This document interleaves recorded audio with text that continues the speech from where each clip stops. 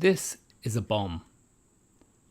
This bomb is armed. This bomb is armed. They come off the factory with a randomly set 10-digit combination. If the combination is not set to this, it will shortly explode. The combination of this bomb should be up here, and it is...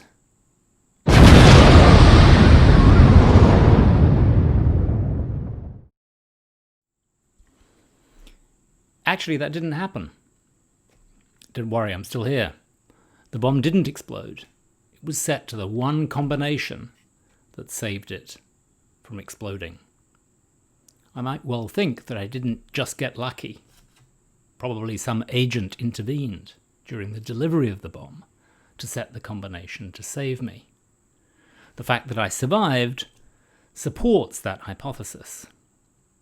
And that is Roger White's helpful analogy for the fine-tuning argument. We can think of the fine-tuning argument as another version of the design argument, a potentially more powerful one. Assume, as some physicists, although not all by any means, think, that the universe is fine-tuned. If certain fundamental constants in the laws of nature had been slightly different, the universe would not have been hospitable to life. Yet, amazingly, it is hospitable to life. Here we are, after all. According to the fine-tuning argument, the best explanation of this fact is that the universe had a designer. Where Paley had the example of the watch, White has the example of the bomb. Surely Paley thinks the watch must have had an artificer. Similarly, White thinks that someone must have set the combination on the bomb. These two examples are analogies meant to show how the traditional design argument, or the contemporary fine-tuning argument, could be just as convincing. Here is a way of setting out the fine-tuning argument, not quite the same as White's way, for which see pages 29 to 30 in the Norton Anthology. Hypothesis H: the universe was designed and built by some agent with the aim of allowing the universe to permit life. Premise 1, from physics, we'll suppose. The values of certain physical constants, for example the ratio of the strength of electromagnetism and gravity, must be within a very narrow range for the universe to permit life.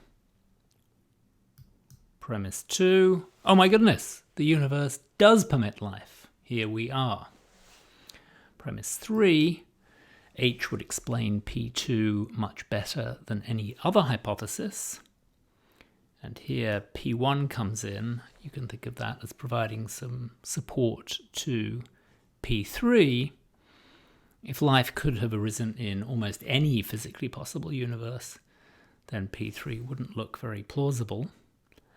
And finally P4, which you can also think as being supported by P1, H would give a good explanation of P2. Conclusion: H is true.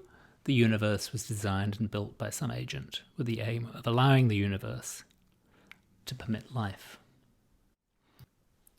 According to White, it's not just that life is improbable. If we only had that, then the argument from fine-tuning wouldn't work. We need, in addition, the claim that life requires explanation. It's an astounding fact that there is life, or that the universe is life-permitting. That requires explanation in a way that a non-life-permitting universe would not. And the example of the soap bubble is meant to illustrate the difference between being merely improbable and requiring explanation. You should ask yourself, do you agree with White here? White considers an objection. Our observation that the universe is life-permitting is not surprising, and so is not in need of explanation, because if the universe hadn't been life-permitting, we wouldn't have been around to observe it. What is White's reply to this objection? See page 32. At the end of the essay, White considers an alternative hypothesis to the theistic hypothesis, the multiverse. There are numerous universes, not just one.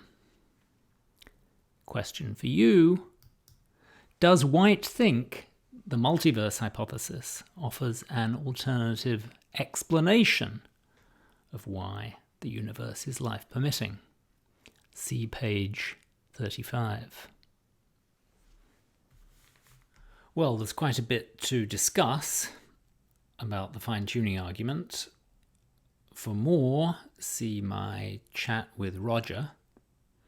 On Wednesday, we're going to switch gears, go in reverse, and talk about an argument against the existence of God, the problem of evil, or the problem of suffering. Read Anthony and Stump. Warning, Stump's article is relatively long and quite difficult. Don't despair. I should have a video conversation with Louise Anthony up by Wednesday with a bit of luck. See you then.